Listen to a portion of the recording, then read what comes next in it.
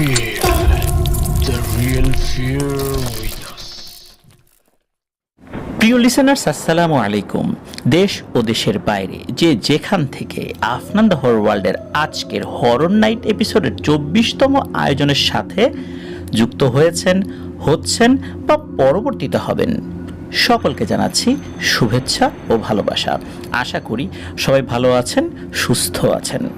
প্রিয় লিসেনার্স, আজকের এই এপিসোডে যেই ঘটনাটি আপনাদের সামনে উপস্থাপন করতে যাচ্ছি, এই ঘটনাটি আমি নিজেই সংগ্রহ করেছিলাম বলতে একজন ব্যবসায়ী যার রাজধানী সুপার মার্কেটে দোকান রয়েছে, মূলত উনি কোনোভাবে আমার সাথে যোগাযোগ করেছিলেন। উনি মুখেই ঘটনাটি অনেকটা বলেছিলেন, কিন্তু তাকে আমি অনুরোধ করেছিলাম যে মুখে বলার পর আমি তো আসলে ওইভাবে মনে রাখাটা আমার জন্য কঠিন হবে, আপনি রেকর্ড করে পাঠিয়ে দেন, যেহেতু ওনার লিখতে অসুবিধা হয়। তারপর উনি রেকর্ড করে আমাকে ইমেল করেন। এরপরে ওই ঘটনাটি এখন আপনাদের সামনে তুলে ধরতে চাই। ঘটনাটি আমার কাছে খুবই অদ্ভুত এবং ব্যাপক ভয়ঙ্কর মনে হয়েছে।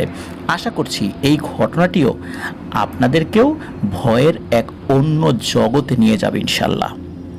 প্রিয় লিসেনার্স, ঘটনাটি শোনার আগে যারা আমাদের চ্যানেলটি এখনও সাবস্ক্রাইব করেননি তারা দ্রুত সাবস্ক্রাইব করে ফেলবেন প্লিজ, আর লাইক বাটনটা প্রেস করে দেবেন। আমার কিন্তু আরও একটি ইউটিউব চ্যানেল রয়েছে আফনান্স বি নামে, এটির লিঙ্কও এই ভিডিওর ডিসক্রিপশনও দেওয়া রয়েছে, সেখানে গিয়ে ওই চ্যানেলও সাবস্ক্রাইব করতে পারেন।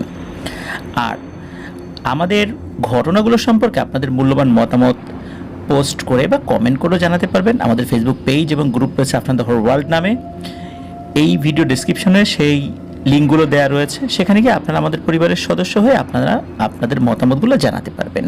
আর আপনারা যারা ঘটনা পাঠাতে চান তারা লিখে অথবা রেকর্ড করে যে কোনোভাবে ঘটনা পাঠাতে পারবেন afnanthehorrorworld@gmail.com এই ইমেল অ্যাড্রেসে।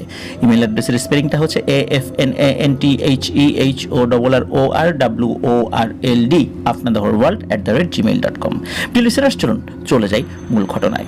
ঘটনা যিনি দিয়েছেন তার নাম হচ্ছে কাশেম সওদাগর ভাই। আর ঘটনাটি মূলত ওনার দাদার বাবার সাথে কিছু অংশ ঘটেছিল, আর বাদবাকি অংশ ঘটেছিল অন্য ব্যক্তিদের সাথে। তো 1947 সালে দেশভাগের পর ওনার দাদার বাবা তার সন্তানদেরকে নিয়ে চলে আসেন ত্রিপুরা থেকে, প্রথমে ঢাকার নারিন্দাতে। পরবর্তীতে ওনারা মুন্সিগঞ্জের গজারিয়ার কোনো একটি গ্রামের দিকে চলে যান। তো সঙ্গত কারণে গ্রামের নামটি বলছি না। তো শুরুতে ঢাকার নারিন্দাতে ছিলেন, এরপরে গ্রাম এলাকাতে চলে গিয়েছিলেন বিশেষ কিছু কারণে। তো সেখানেই ওনারা বেশ ভালোই বসবাস করছিলেন, কোনো সমস্যা হচ্ছিল না। একবার কি হয় যে এই যে যিনি কাশেম সওদাগর ভাই, ওনার বাবার দাদা যিনি, তো তার নাম হচ্ছে আবুল হোসেন সওদাগর। তো আবুল হোসেন সওদাগরের সন্তানরাও কিন্তু অনেকেই বড় ছিলেন আর কি। উনি ওনার বড় সন্তানদেরকে নিয়েই মানে সপরিবারই সব কিছু মিলে চলে এসেছিলেন আর কি। তো যাই হোক, ওনারও তো ওই সময় বয়স হয়ে গিয়েছিল আবুল হোসেন সওদাগর। উনি একজন ব্যবসায়ী ছিলেন, ওইখানেও মানে ত্রিপুরাতেও ওনার ব্যবসা বাণিজ্য ছিল। তো দেশভাগের পরেও উনি মাঝে মাঝে ব্যবসা সংক্রান্ত কাজও ওইখানে যেতেন। তো যখন যেতেন দেখা যাচ্ছে যে 7 দিন 10 দিনের জন্য উনি চলে যেতেন। মোটামুটি 7 দিনের আগে কখনোই বাসায় ফেরা হতো না। তো উনি এক সময় গিয়েছিলেন, আবার 7-8 দিন পরে ফেরত আসছিলেন।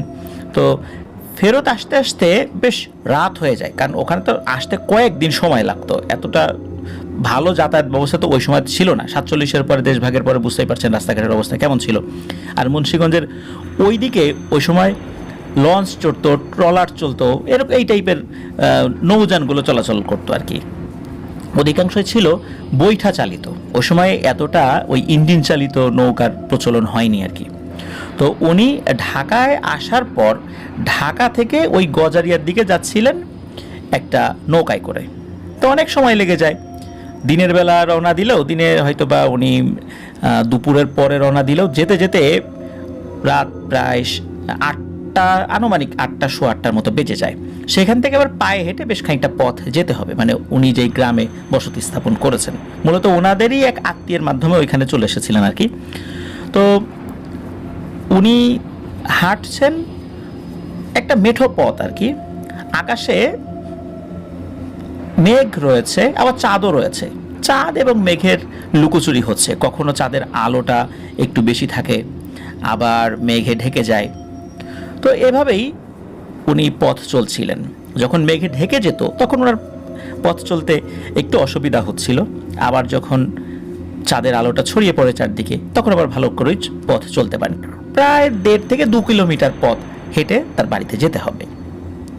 উনি যাচ্ছেন, রাস্তায় কোনো লোকজন নাই, একটা কুকুর বিড়ালও দেখা যাচ্ছে না। রাত তখন আনুমানিক 8:30। নৌকা থেকে যখন নেমেছেন, মানে নির্দিষ্ট করে বলা যায় না আসলে কয়টা বাজে, এরকম 8:30 9টা হয়তো বা এরকম হবে আর কি। আর ওই সময়ের প্রেক্ষাপটে গ্রাম অঞ্চলে রাত 8:30 9টা যে কি পরিমাণ শুনশান নীরবতা থাকতে পারে ওই সময়টাতে, তাহলে বুঝতেই পারছেন। তো উনি হেঁটে যাচ্ছেন, প্রতিমধ্যে তো কারোর সাথে ওনার দেখাও হয় নাই। হাঁটতে হাঁটতে হঠাৎ করে মনে হলো দূরে 6টা আলো এগিয়ে আসে তার দিকে। তো ওই সময় কিন্তু এক ধরনের টর্চ লাইটও মানুষ ব্যবহার করতেন। ওই সময় টর্চ লাইট যেগুলো ছিল ওগুলোর মাথাটা আবার বেশ বড় ছিল, বিশেষ এক ধরনের ব্যাটারি ব্যবহার করা হতো ওই সময়ের প্রেক্ষাপটে আর কি। তো উনি মনে করেছিলেন যে এরকম কেউ হয়তোবা টর্চ লাইট হাতে নিয়ে হেঁটে আসছে। ওই সময় গ্রামের চৌকিদার, দফাদার এরকম থাকতো যারা গ্রাম পাহারা দিতেন, মনে করেছেন ওনারাই কেউ আসছেন। তো চিন্তা করেন, যাক ভালোই হলো, পরিচিত কোনো মানুষই হবে হয়তোবা তারা, প্রতিমধ্যে একটু গল্পগুজব করে নেওয়া যাবে। তো উনি দেখছিলেন যে ওই 6টা আলো এগিয়ে আসছে। 6টা আলো যে একদম সমান্তরালভাবে এগিয়ে আসছে বিষয়টা এরকম নয়। দেখা যাচ্ছে যে দুটো আলো একটু পেছনে, আবার দুটো আলো একটু সামনে, মানে এইভাবে এলোমেলো আর কি। তবে দুটো মানে দুটো সমান্তরালভাবে আছে, মানে 2টা আলো যেদিকে যায় মানে একটা একই দিকে যায়। তো উনি কি করেন, দূর থেকেই উনি চিৎকার করে ওঠেন, এই কে রে ভাই, আমি আবুল হোসেন সওদাগর, তোমরা কারা? পরিচিত কেউ আসো নাকি? থাকলে আওয়াজ দাও, তোমরা কারা? তখন এই আওয়াজ শোনার সাথে সাথে ওই আলোগুলো ওইখানেই থমকে যায়, ওখান থেকে আর আগায় না, আবার পেছায়ও না। ওই আলোগুলো দুটো মনে হচ্ছে যে ঘুরে ঘুরে অন্য দুটোর দিকে ঘোরে, আবার অন্য আর দুইটা আলোর দিকে ঘোরে। তো বিষয়টা ওনার কাছে অদ্ভুত লাগে। এরপরে কি হয়, ওই আলোগুলো সরাসরি ওনার মুখের দিকে পড়ে। স্বাভাবিকভাবেই কেউ যদি কারো মুখে টর্চ লাইটের আলো ফেলে, মানুষের মেজাজ তো একটু গরম হবেই, তাই না?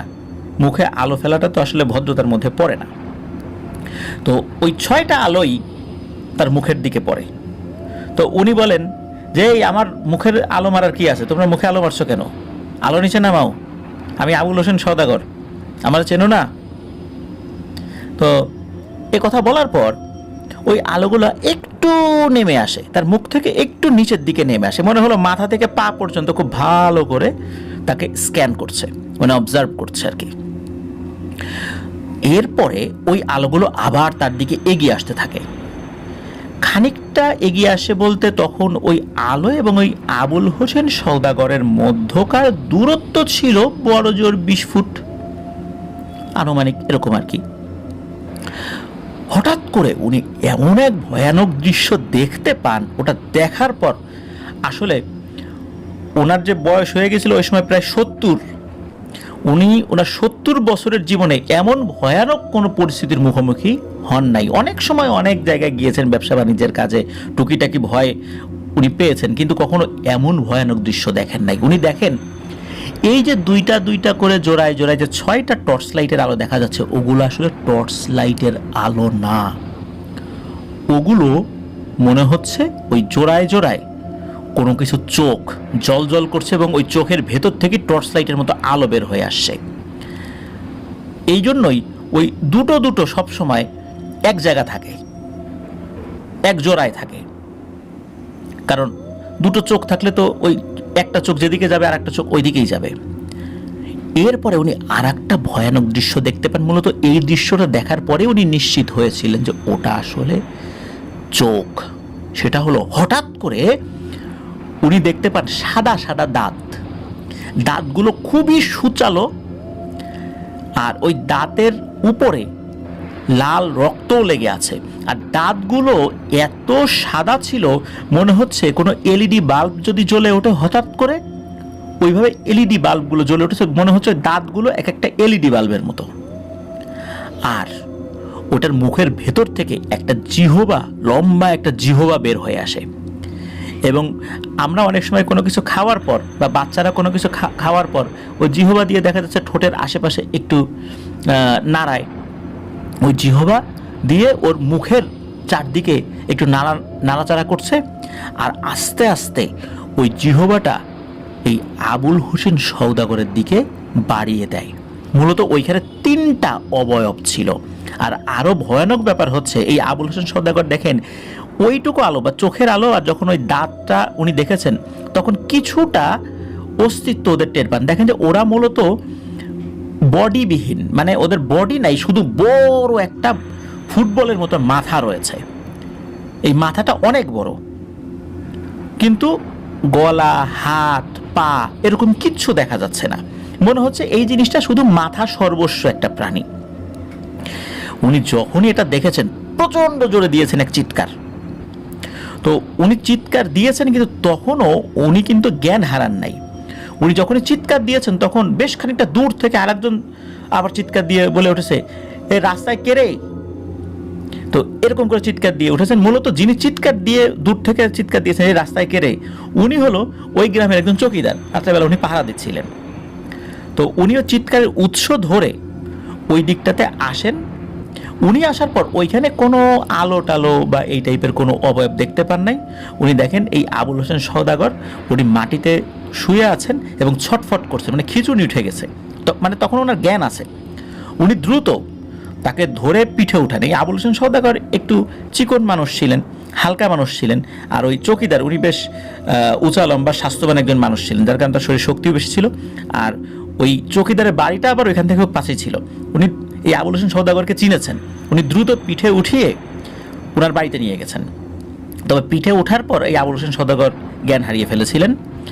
তো ওনার বাড়িতে নিয়ে যাওয়ার পর বেশ খানিকক্ষণ সেবা শুশ্রূষা করেন ওই চৌকিদার, ওনার স্ত্রী, ওনার কন্যা, ওনার ছেলে পেলে যারা আছে। এই আবুল হোসেন সওদাগরকে তো চিনতেন। আবুল হোসেন সওদাগর তো খুব বেশি দিন আসলে ওই গ্রামে আসেন নাই, তারপরও মানে তার সাথে অনেকেরই ভালো পরিচয় হয়ে গিয়েছিল আর কি। তো ওনাকে ওই রাত্রেই সেবা শুশ্রূষা করে ওনার জ্ঞান ফেরানো হয়। জ্ঞান ফেরার পর উনি ওই চৌকিদারকে বলেন যে উনি আসলে কি দেখেছেন। তো চৌকিদার বলেন যে আসলে রাতের বেলা তো এই ধরনের টুকটাক ভয়ের ঘটনা ঘটেই, তবে আপনি যেটা বললেন ইতোপূর্বে এমন ভয়ানক জিনিস এই রাস্তায় কেউ দেখেছে বলে আমি শুনি নাই। যাই হোক, সবসময় সব জিনিস যে মানুষের পরিচিতির মধ্যে দিয়ে আসবে, পরিচিতি পাওয়া কোনো ভয়ের ঘটনায় যে বারবার ঘটবে, বিষয়টা তো এরকম না। হতে পারে এরকম কোনো ব্যতিক্রম জিনিস আপনার সাথে ঘটেছে, চলেন আপনাকে বাড়িতে দিয়ে আসি। তো ওই রাত্রেই ওই চৌকিদার এবং তার 2জন ছেলে ছিল, বেশ বড় বড় ছেলে ছিল। তো এই 3জন মিলে এই আবুল হোসেন সওদাগরকে নিয়ে তার বাড়িতে দিয়ে আসেন। তো বাড়িতে যাওয়ার পর বাড়ির সদস্যদেরকে বলেন যে এই ঘটনা ঘটেছে। বাড়ির সদস্যরাও খুব ভয় পান এই কথাটা শুনে, যে এই ধরনের একটা ভয়ানক ঘটনা, এই টাইপের একটা ভয়ানক অবয়ব উনি দেখেছেন।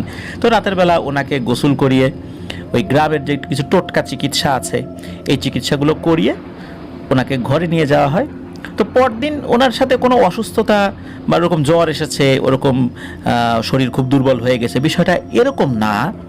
তবে হ্যাঁ, পরদিন থেকে ওনার একটা সমস্যা দেখা দেয়। সেটা হলো উনি যদি সন্ধ্যার পরে কোথাও বের হতেন, ওনার মনে হতো যে উনি যদি একা থাকতেন আর কি, কোনো কারণে হয়তো বা সন্ধ্যার পরে উনি একা একা রাস্তা দিয়ে হেঁটে আসছেন, মানে এর পরদিনই যখন এই ধরনের ঘটনা ঘটছে সন্ধ্যার পরে, হঠাৎ করে ওনার মনে হলো 2-3 জন লোক ওনার পেছনে ধূপধাপ করে দৌড়ে দৌড়ে আসে এবং ওনার একদম কাঁধের কাছে চলে আসে।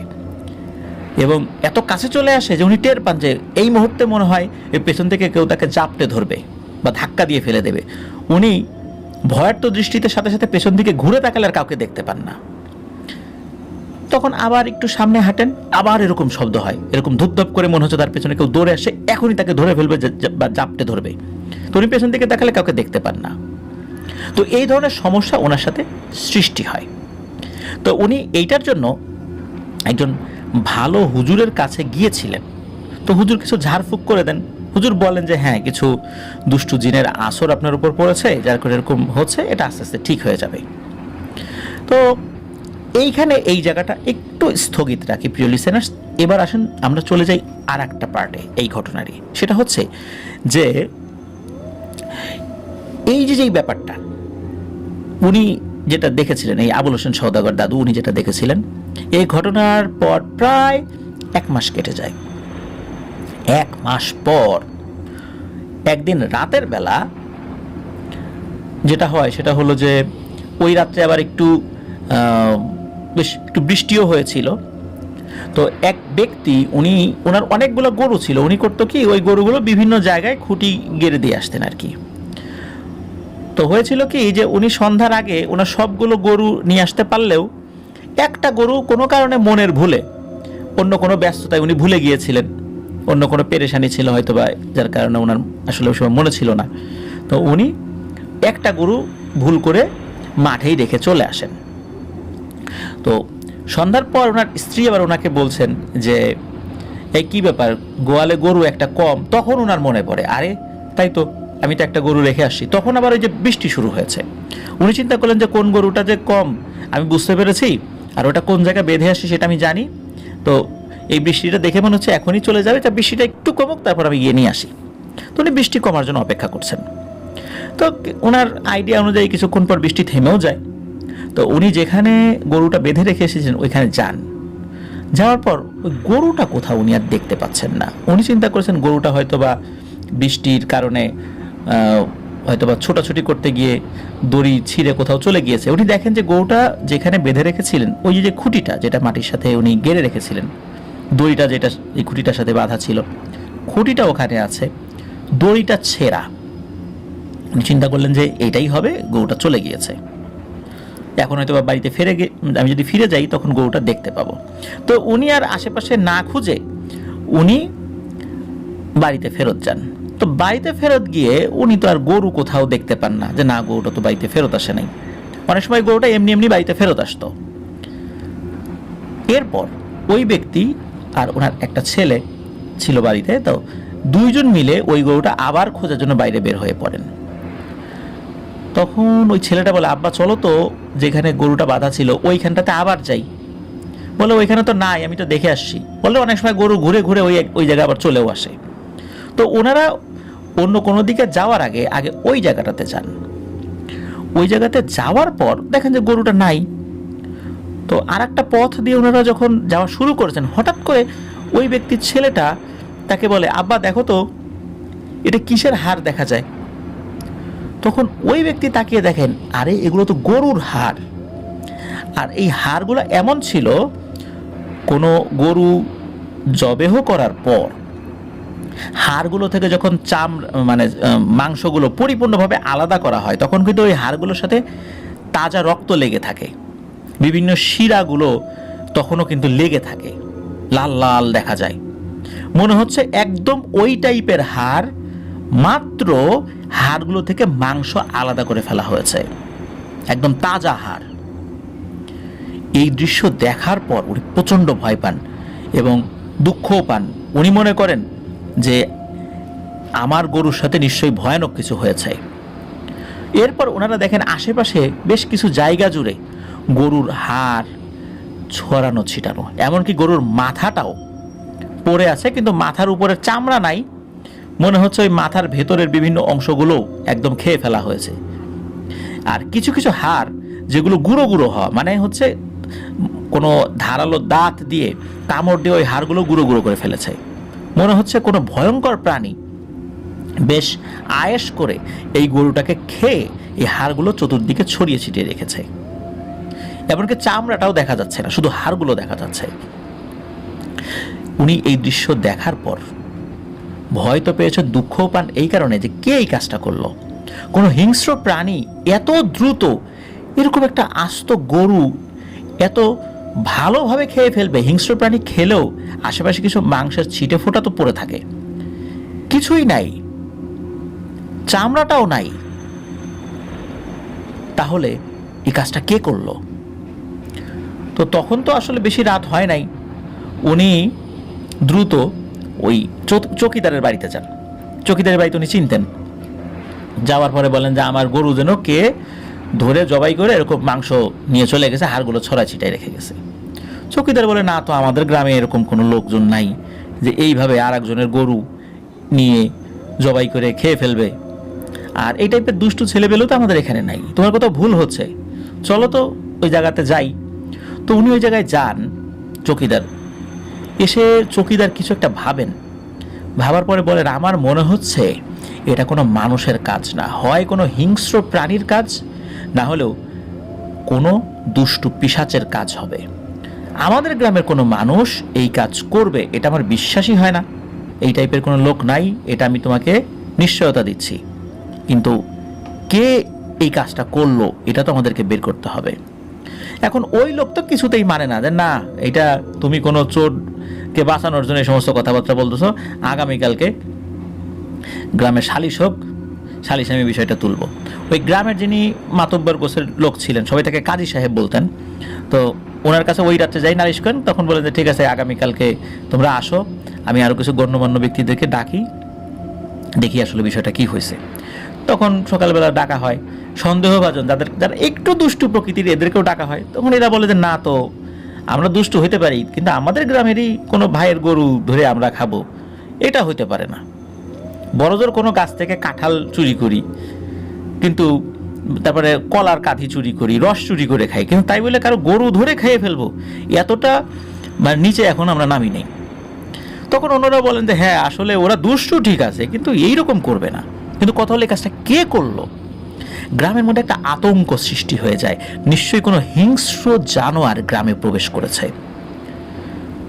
গ্রামের লোকজন সন্ধ্যার পরে ঘর থেকে বাইরে বের হওয়া অনেকটাই বন্ধ করে দেয়, কিন্তু এরপরেও প্রায় 2-3 সপ্তাহ চলে যায়, কেউ কোনো ভয়ঙ্কর জিনিসও দেখে নাই, কোনো হিংস্র প্রাণীর অস্তিত্বও টের পায় নাই। তা আস্তে আস্তে বিষয়টা স্বাভাবিক হয়ে আসে। প্রায় 1 মাস চলে যেতে থাকে, জিনিসটা অনেকটাই মানুষের স্মৃতি থেকে হারিয়ে যেতে থাকে। প্রায় 1 মাস পর একজনের গোয়ালে গরুগুলো ছিল, যেখানে গরু ছিল, ছাগল ছিল, রাতের বেলা হঠাৎ করে ওই গোয়ালের মধ্যে বেশ গরুর ডাক উনি শুনতে পান। তো উনি ওই চিন্তা করে যে হয়তো বা কোনো শেয়াল টেয়াল এসেছে, তো উনি ঘরের ভেতর থেকে হুস হুস শব্দ করছেন যেন চলে যায়। তারপরে দেখে যে না, গরুগুলো আসলে শব্দ করছে। তো উনি বাইরে বের হয়ে দেখেন যে গোয়ালের দরজা উনি যেভাবে বন্ধ করে রেখে গিয়েছিলেন ওইভাবেই। তো উনি দরজা খুলে গরুগুলো গোনার চেষ্টা করেন, দেখেন যে একটা গরু কম, এবং অন্য গরুগুলো মনে হচ্ছে খুব ভয়ঙ্কর কিছু দেখে ভয় পেয়েছে। তো একটা গরু কম, এই গরু গেল কোথায়? উনি তখন চিৎকার চেঁচামেচি শুরু করেন, এই চোর আসছে, চোর আসছে, আমার গরু চুরি করে নিয়ে গেছে। তখন আবার ওই গজারিয়ার ওই সাইড দিয়ে নৌপথে কিন্তু অনেক সময় গরু চুরি হতো। তো গরু চুরি হয়ে গেছে, নিশ্চয়ই খুব বেশি দূর যেতে পারে নাই। উনি চিৎকার শুরু করছেন, আশেপাশের লোকজনদেরকে ডাকাডাকি শুরু করছেন, আমার গরু চুরি করে নিয়ে গেছে, একটু আগেই, বেশি দূর যাইতে পারে নাই, আসো আসো সবাই মিলে খোঁজার চেষ্টা করি। তো লোকজন এই কথা শুনে তারাও চিন্তা করছে যে গরু চোরকে যদি এইভাবে আমরা ধরতে না পারি, এই সুযোগ যেহেতু বেশি দূর যেতে পারে নাই, তাহলে তো কয়েকদিন পর তা আমার গোয়াল এসে চুরি করবে। তো লোকজন ওই চিন্তা করে তারাও মশাল টশাল নিয়ে, যেভাবে যার কাছে আলো ছিল সেটা নিয়ে বের হয়েছে। দেশি অস্ত্র, কারো হাতে টেটা, কারো হাতে বল্লম, কারো হাতে রামদা, তো যে যেটা পেরেছে লাঠি সোটা নিয়ে বের হয়েছে গরু চোর ধরবে। তো গ্রামবাসী বাইরে বের হয়ে অনেক খোঁজাখুঁজি করে, কিন্তু কোথাও গরু চোর বা গরু কোনোটাই খুঁজে পাওয়া যায় না। সবাই চিন্তা করেছিল যে গরু চুরি করে আগে নদীর দিকে যাবে, সবাই ওই দিকটা দৌড়েছিল। তো লোকজন যখন অনেকেই খুঁজে টুজে পায় নাই, এর মধ্যে একটা গ্রুপ হঠাৎ করে চিৎকার চেঁচামেচি করে ওঠে, এই এদিকে আসো তো, সবাই এদিকে আসো। তখন ওই চিৎকার চেঁচামেচিতে অন্য দূরে দূরে যারা ছিল তারা আবার চলে এসেছে। তো কাছে এসে দেখে, মানে ওই গ্রুপটা যেখান থেকে চিৎকার চেঁচামেচি করেছিল, তো তারা এসে দেখে যে একটা জায়গায় গরুর হাড়গোড় পড়ে আছে, একদম তাজা হাড়গোড়, মনে হচ্ছে এই মাত্র হাড় থেকে মাংসগুলো আলাদা করা হয়েছে। তো তখন অন্যরা বলে যে এত তাড়াতাড়ি কি একটা গরুকে জবাই করে মাংস আলাদা করা যায়? অসম্ভব, এই সময় তো একটা গরুর চামড়াই ছোলা যায় না, এটা ওর গরু না। কিন্তু ওই গরুর পায়ে একটা সুতা বাঁধা ছিল, দড়ি বা সুতা জাতীয় কিছু একটা বাঁধা ছিল, ওই খুর থেকে একটু উপরে। অনেক সময় এইভাবে গরুর পায়ের সাথে দড়ি বাঁধে, তো ওই টাইপের একটা মার্কিং করা সুতা বাঁধা ছিল। তো যার গরু, উনি ওই সময় চলে এসেছিলেন, ওই গরুর খুরের একটা অংশ উনি পাশে দেখতে পান। উনি খুরের সাথে ওই সুতাটা দেখতে পেয়ে বলেন যে আরে না, এইটাই আমার গরু, আমার গরুকেই এই জিনিস কোনো কিছু একটা এরকম করেছে। তখন মানুষজন আবার আতঙ্কিত হয় যে ওই ভয়ানক প্রাণীটা আবার ফেরত এসেছে। কিন্তু আসলে এই জিনিসটা কি প্রাণী হঠাৎ হঠাৎ আসে? তো লোকজন এটা নিয়ে ব্যাপক আলোচনা করে, কিন্তু সমাধান কি? রাতের বেলা অনেক সময় পাহারাও দিয়েছে, কয়েক সপ্তাহ পাহারা দিয়েছে, না এই টাইপের কোনো প্রাণীর অস্তিত্ব তারা দেখতে পান নাই। তো ওনারা চিন্তা করেন যে এটা কোনো পিশাচের কাজ হবে। কিন্তু আসলে কি পিশাচ, এই বিষয়ে আসলে কেউ নিশ্চিত হতে পারছিলেন না। আর এই বিষয়ে তারা ওই রকমভাবে কোনো কবিরাজের কাছে জানো নাই। আর কবিরাজের কাছে যে যতটুকু তথ্য নেওয়ার চেষ্টা করেছিলেন, কবিরাজরাও তেমন কিছু বলতে পারেন নাই। এই ঘটনারও প্রায় 1-1.5 মাস পরে আরও একটি ঘটনা ঘটে। সেটি হলো, ওই গ্রামের আরেকজন ব্যক্তি ঢাকা থেকে ফিরছিলেন। তো ফেরার পর উনি, ওই সময় রাত হয়ে গিয়েছিল, ওই সময় চাঁদের আলো ছিল বেশ ভালোই। তো চাঁদের আলোতে উনি হেঁটে আসছিলেন। তো উনি অবশ্য একা ছিলেন না, ওনারা দুজন ছিলেন। তো ওনারা একটা মাঠের পাশ দিয়ে হেঁটে আসছিলেন, রাস্তাটা মেঠো পথ আর কি। তো হেঁটে আসার সময় হঠাৎ করে কটমট কটমট আওয়াজ হচ্ছে, আবার চপচপ আওয়াজ হচ্ছে, মানে হাড় চিবড়ে যেরকম কটর মটর আওয়াজ হয় ওরকম শব্দ। আবার কেউ যদি কাঁচা মাংস খেতে থাকে একদম চপচপ আওয়াজ হয়, ওরকমও আওয়াজ হচ্ছে। তো ওনারা চিন্তা করেন কী ব্যাপার, এই শব্দ কোথা থেকে আসে। তো ওনারা দুজনের মধ্যে একজন আবার বলে ওঠে, এই কেরে মাঠের ভিতরে, কারা, কি করিস তোরা? তো যারা ছিলেন ওনারা একটু বয়স্ক মানুষ ছিলেন, তো ওনারা দুই তুকারি করেই বলে উঠেছিলেন আর কি। তখন হঠাৎ করে কি হয়, 6টা টর্চ লাইটের মতো আলো তাদের দিকে জ্বলে ওঠে, হঠাৎ করে জ্বলে ওঠে। আর জ্বলে ওঠার পরপরই ওনারা দেখতে পান ওই যে সুচালো দাঁতের ভেতর থেকে জিহবা বের হয়ে আসছে, লম্বা দাঁতগুলো এলইডি বাল্বের মতো জ্বলছে। আর তখন তাদের মাথার একটা অবয়ব তারা দেখতে পান, বিশাল আকৃতির গোলাকৃতির একটা মাথা, আর ওই যেগুলো লাইটের মতো জ্বলছে ওগুলো হচ্ছে চোখ। এইটা দেখার পর ওনারা তো প্রচন্ড জোরে চিৎকার দিয়ে ওঠেন, ও বাবা গো, মা গো, মরে গেলাম, এইটা কি রে, এই বলে ওনারা তো দৌড় শুরু করেছে। তো ওনারা তো চিৎকার করতে করতে দৌড়াচ্ছে, একই দিকে দুইজন দৌড়াচ্ছে, তবে রাস্তা ধরে দৌড়েছে। ওনারা রাস্তা থেকে বিচ্যুত হন নাই। তো রাস্তা থেকে বেশ খানিকটা দৌড়ে এগিয়ে গিয়ে একটা বাড়ির সামনে হুমড়ি খেয়ে পড়েছে, ওই বাড়ির লোকজনকে ডেকে তুলেছে। তখন লোকজন জিজ্ঞেস করে কী হয়েছে, বলে যে আমরা তো এরকম একটা ভয়ঙ্কর জিনিস দেখলাম। তখন আশেপাশের আরও লোকজনদেরকে ডেকে আনা হয়েছে, তারা মশাল টশাল নিয়ে ওইদিকে গিয়েছে। ওইদিকে যাওয়ার পরে দেখে যে ওখানে কোনো প্রাণীর অস্তিত্ব নাই, তবে ওখানে কোনো একটা গবাদি পশুকে খেয়ে, মানে আধা খাওয়া অবস্থা আর কি, পুরোপুরি খেতে পারে নাই, আধা খাওয়া অবস্থায় তারা কোনো কিছু ফেলে রেখে গেছে। তখন গ্রামবাসী বুঝতে পারে যে এই যে প্রাণীগুলোকে খেয়ে ফেলা হচ্ছিল প্রায় 1-1.5 মাসের ব্যবধানে, এগুলো মূলত এই কিছু দুষ্টু পিশাচের কাজ। এগুলো নিয়ে যখন ব্যাপক আলোচনার সৃষ্টি হয়, তখন এই যে আবুল হোসেন সওদাগর যিনি, তো উনিও বলেন যে আমি তো রাতের বেলা প্রথমবার এই জিনিসটা দেখছি, তখন আমি দেখে ভয়ে অনেকটা অজ্ঞানী হয়ে গেছিলাম। পরে ওই যে চৌকিদার আমাকে পরে তার বাড়িতে সেবা শুশ্রূষা করে আমাকে বাসায় দিয়ে যায়, এরপর তো আমি জিনিসটা দেখি নাই। তো কেন যেন মনে হয়েছে এইগুলো খুব রাক্ষস প্রজাতির কোনো পিশাচ জিন, না হলে তো এইভাবে কোনো একটা গরু ছাগল মহিষ এরকম খেয়ে ফেলবে, এটা তো হইতে পারে না। এখন এটা সমাধান তো করার দরকার। এই গ্রামেই বা হঠাৎ করে কেন এই ধরনের সমস্যার সৃষ্টি হলো? গ্রামের 100 বছরেরও বেশি বয়স্ক যারা আছেন তারা বলেন যে কখনো তো এই টাইপের ঘটনা এই গ্রামে আগে ঘটেছে বলে শুনি নাই। তখন একজন ভালো কবিরাজের কাছে ওনারা যান, গ্রামবাসীদের মধ্যে থেকে বেশ কয়েকজন গণ্যমান্য ব্যক্তিরা ভালো একজন কবিরাজের কাছে যান। তো কবিরাজ বলেন যে দেখি এই জিনগুলোকে হাজির করি, একটাকে হাজির করি, একজন তুলা রাশির লোকের উপরে এটা হাজির করতে হবে। তো যেদিন যান বলেন যে ঠিক আছে, গ্রামের যিনি মাতুব্বর তার উঠোনে বসেই এই হাজিরাটা করা হবে। তুলারাশির একজন লোককে নিয়ে আসা হয়। তো চারদিকে একটা গোল বৃত্ত করে ওই বৃত্তের মধ্যে তুলারাশির লোকটাকে বসান। ওই তুলারাশির লোকের উপরেও অনেকবারও ওই কবিরাজ নাকি জিন হাজির করিয়েছেন। তো কবিরাজ তো ট্রিটমেন্ট, বিশেষ করে এই জিন হাজিরের যে প্রক্রিয়া, যে ট্রিটমেন্ট, এটা উনি শুরু করেছেন। তো অনেকক্ষণ করছেন, কোনো লাভ হয় না। উৎসুক জনতাও বসে আছে যে কবিরাজ এই তুলারাশির লোকের উপর জিন হাজির করবে। তো অনেকক্ষণ চেষ্টা করছে, হয় না। হঠাৎ করে মনে হলো কোনো একটা দমকা বাতাস দূর থেকে আসছে। তো বাতাসটা এসে ওই বাড়ির যে গাছ, ওই দুটো গাছের মাঝখান দিয়ে যে আসলো, এটা অনেকেই বুঝতে পেরেছে। এসে কি করলো, ওই বৃত্তের চারদিকে একটু ঘোরার পর হঠাৎ করে ওই তুলারাশির যে লোকটা, সে প্রচন্ড জোরে এক চিৎকার দিল। এরপরে ওই তুলারাশির লোকটা অজ্ঞান হয়ে পড়ে গেল। আর ওই বাতাসটাও এরপরে যেদিক দিয়ে এসেছিল সেদিক দিয়েই চলে গেল। লোকজন ওই তুলারাশির লোকের কাছে গেল যে কি হলো। সকলে মনে করেছিল উনি আসলে জ্ঞান হারিয়ে পড়েছেন আর কি। কিন্তু দেখা গেল না, উনি জ্ঞান হারান নাই, উনি মারা গিয়েছেন। তো এরকম একটা নিরীহ মানুষ কোনো দোষ ছাড়াই হঠাৎ করে এইভাবে মারা গেলেন, এটা সকলের ভেতরে একটা শোকের ছায়া নেমে আসে।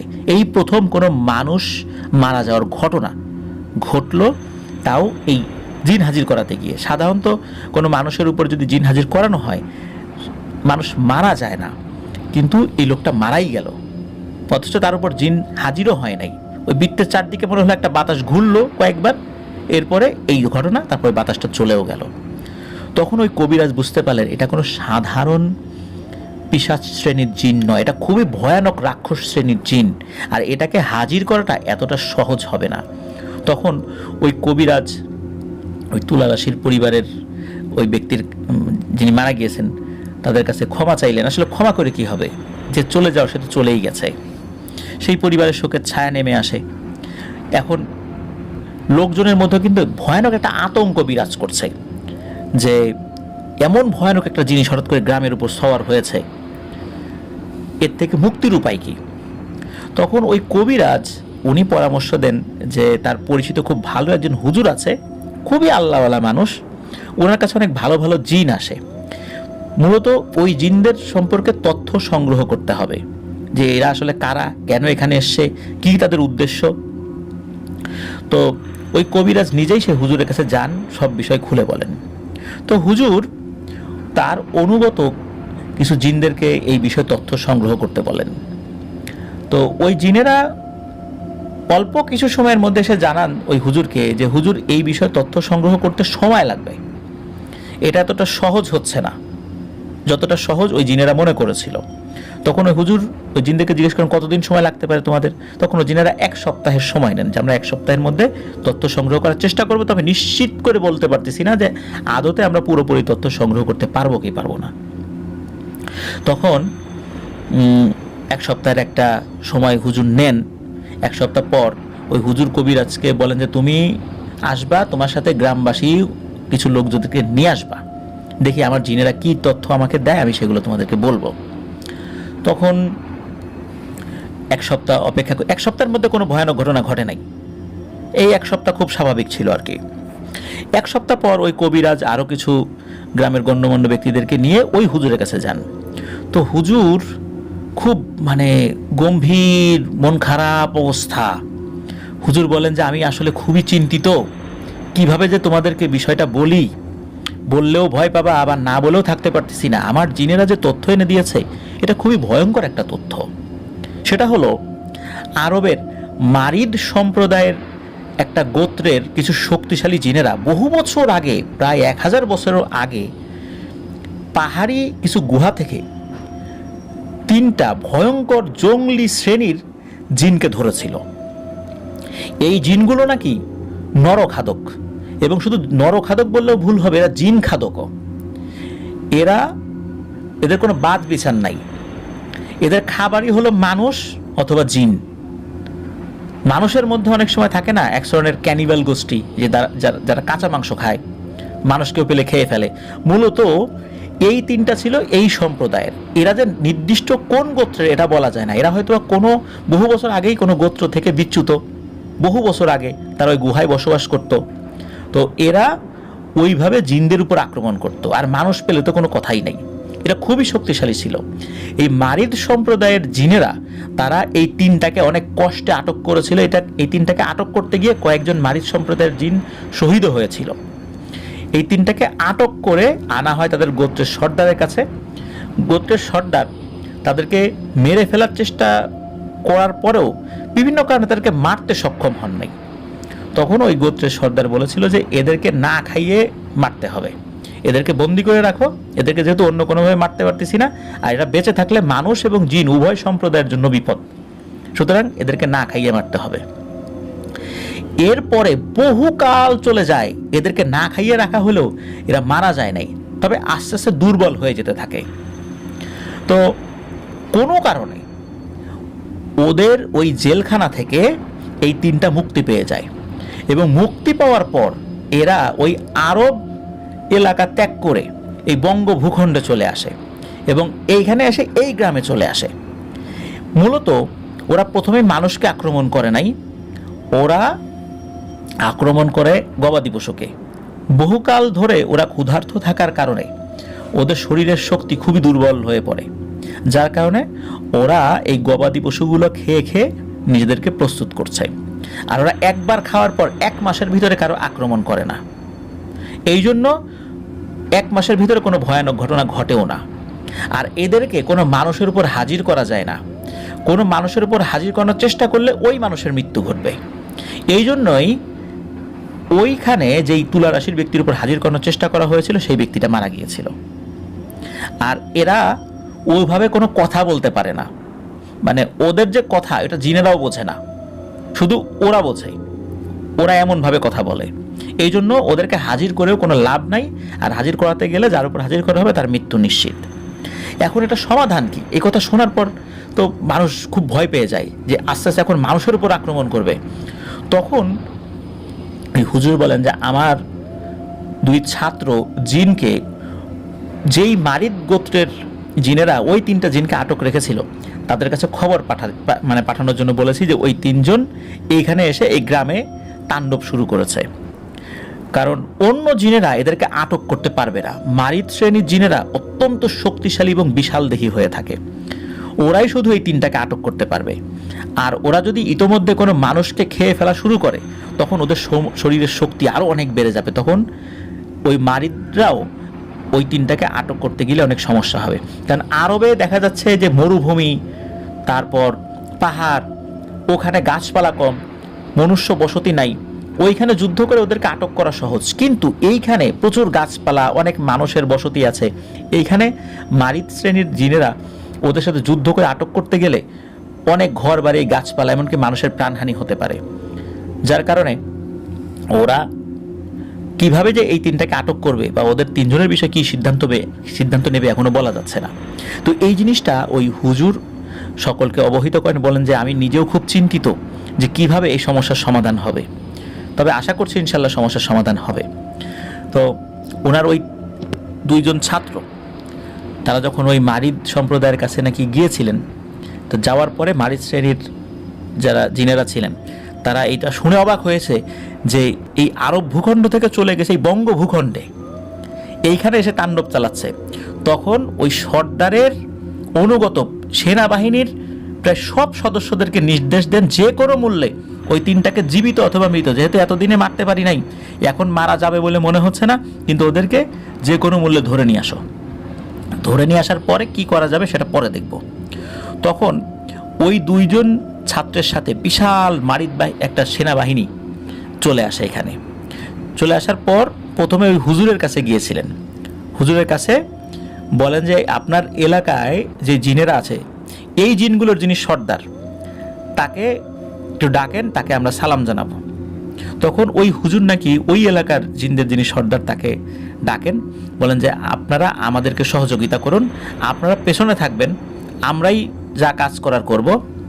মূলত আপনারা এই এলাকার সব কিছু চেনেন, যদি কখনো কোনো সমস্যায় পড়ি আপনারা আমাদেরকে সহযোগিতা করবেন।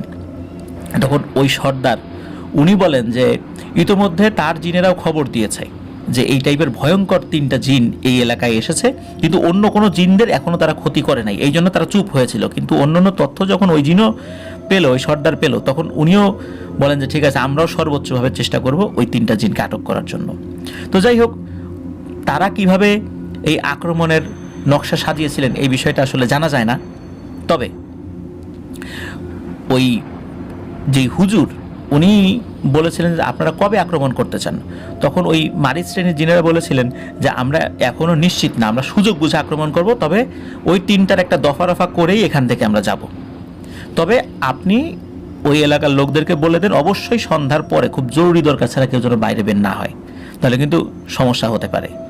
আর বড় কোণের মাঠে যেন কেউ না যায়, আর গরু ছাগল অবশ্যই সন্ধ্যার আগে তারা যেন বাড়িতে ফেরত নিয়ে আসে, কারণ ওরা এই জিনিসটা খেলে ওরা আরও শক্তিশালী হয়ে যাবে, তখন ওদের সাথে আমরা যুদ্ধ করে পেরে উঠব না। তখন মোটামুটি 1 দিন 2 দিন হয়ে যায়। এরপরে এক রাত্রে প্রচণ্ড চিৎকার চেঁচামেচি অনেকে শুনেছিলেন। চিৎকারগুলো এরকম ছিল যে অনেক সময় যদি দেখা যাচ্ছে যে ওই কোনো একটা প্রাণী যদি চি চি শব্দ করে প্রচণ্ড জোরে তীক্ষ্ণভাবে, একদম মাথার মধ্যে এসে লাগে, মাথা ব্যথা হয়ে যায়, ওই রকম প্রচণ্ড জোরে চি চি শব্দ হচ্ছে, মনে হচ্ছে কোনো একটা ফাঁকা মাঠের ভিতর থেকে আসছে। তো একসাথে এরকম চি চি শব্দ হচ্ছে আর কি। গ্রামের মানুষরা অতিষ্ঠ হয়ে গিয়েছিল যে এমন ভয়ানক শব্দ কোথা থেকে আসে। তো অনেকক্ষণ ধরে এরকম চলার পরে এই জিনিসটা থেমে যায়। থেমে যাওয়ার পর এরপরে একদম শুনশান নীরবতা। তারপরে ওই পীর সাহেব হুজুর পরের দিন উনি ওই গ্রামবাসীদের কাছে একজন লোক মারফত খবর পাঠান যে সমস্যার সমাধান হয়েছে। ওই মারিচ সম্প্রদায়ের জিনেরা ওই 3টা ওই রাক্ষস শ্রেণীর জিনকে ধরে নিয়ে যেতে সক্ষম হয়েছে।